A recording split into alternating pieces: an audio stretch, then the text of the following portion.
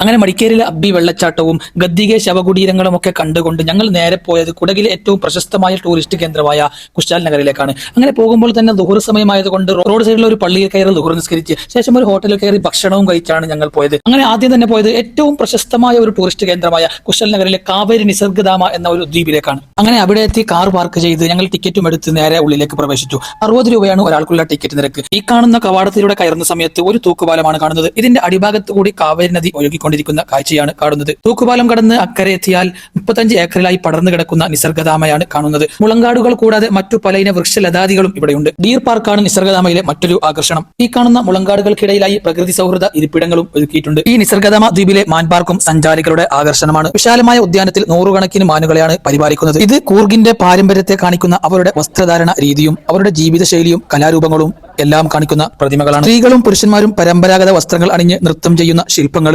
അവരുടെ ജീവിതശൈലി തുടങ്ങിയവയൊക്കെയുള്ള ശില്പങ്ങൾ കാണാൻ വളരെ മനോഹരമാണ്. കാണുമ്പോൾ ഒറിജിനൽ ആണെന്ന് തോന്നിപ്പോകും. ഇത്രയും മനോഹരമാണ് ഇതിന്റെ നിർമ്മാണം. ഇത് കാവേരി നദിയാണ്. ഇവിടെ വെള്ളത്തിലേക്ക് ഇറങ്ങാനുള്ള അനുമതിയുണ്ട്. ഒരുപാട് ആളുകൾ ഈ വെള്ളത്തിലിറങ്ങി കുളിക്കുകയാണ്. ഇതിനകത്ത് ഒരു ബേർഡ്സ് പാർക്കും കൂടിയുണ്ട്. 50 രൂപ എക്സ്ട്രാ ടിക്കറ്റ് അതിനു വേണ്ടി കൊടുക്കണം. വ്യത്യസ്തമായ ഒരുപാട് പക്ഷികൾ നമുക്ക് അതിൽ കാണാൻ സാധിക്കും. അങ്ങനെ നിസർഗധാമയുടെ മനോഹരമായ കാഴ്ചകളെല്ലാം കണ്ടുകൊണ്ട് ഞാൻ നേരെ പുറത്തേക്ക് നീങ്ങി.